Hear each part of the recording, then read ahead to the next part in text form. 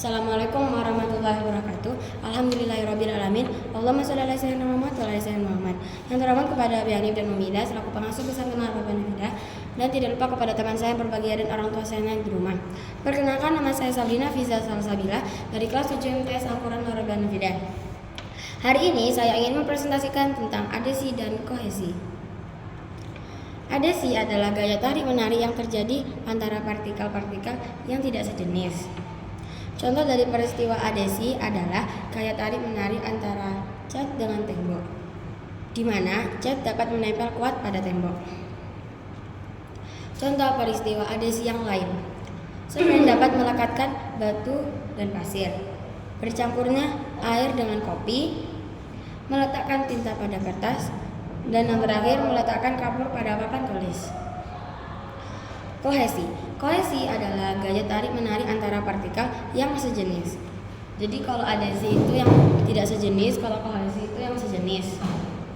Contoh gaya kohesi adalah gaya tarik-menarik antara air dengan daun talas. Air tidak dapat menempel dengan daun talas.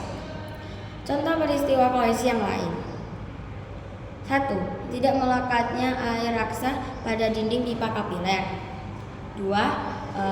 Gaya tarik-menarik antara air dengan minyak menyebabkan tidak pernah bercampur. Akibat adanya gaya adesi dan kohesi: 1. Jika gaya kohesi antar partikel zat yang berbeda lebih besar daripada gaya adesinya, kedua zat tidak akan bercampur. Contohnya adalah minyak kelapa dengan air. 2. Jika gaya adesi antar partikel zat yang berbeda sama besar dengan gaya kohesinya, kedua zat akan bercampur rata. Contohnya adalah air dengan alkohol. 3. Jika gaya adesi antar partikel zat yang berbeda lebih besar daripada gaya kohesinya, kedua zat akan saling menempel. Contohnya adalah air menempel pada kaca.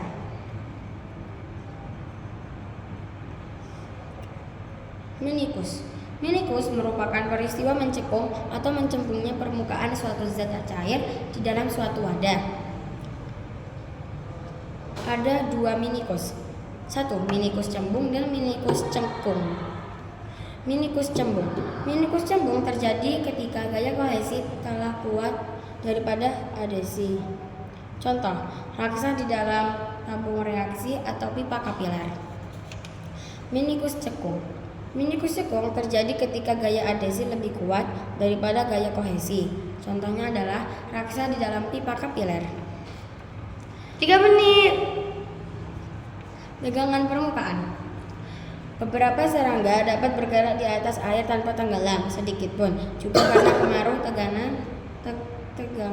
permukaan zat cair. Tegangan permukaan zat cair hanya bekerja pada benda-benda yang memiliki massa jenis kecil atau mempunyai luas penampung yang besar.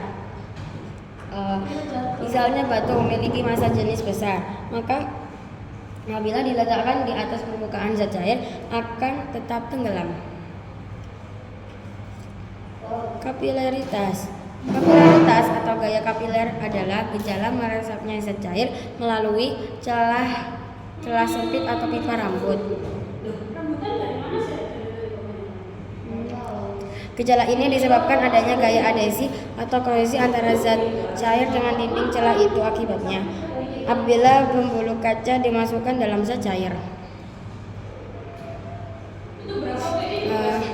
naiknya minyak tanah pada suhu kompor sehingga kompor dapat menyala. Naiknya air tanah melalui akar dengan pembuluh tumbuhan. Air menggenang dapat diresap oleh kain pel. Saya akhiri presentasi saya. Mohon maaf apabila ada salah kata dan perbuatan kata. Saya akhiri. Wassalamualaikum warahmatullahi wabarakatuh.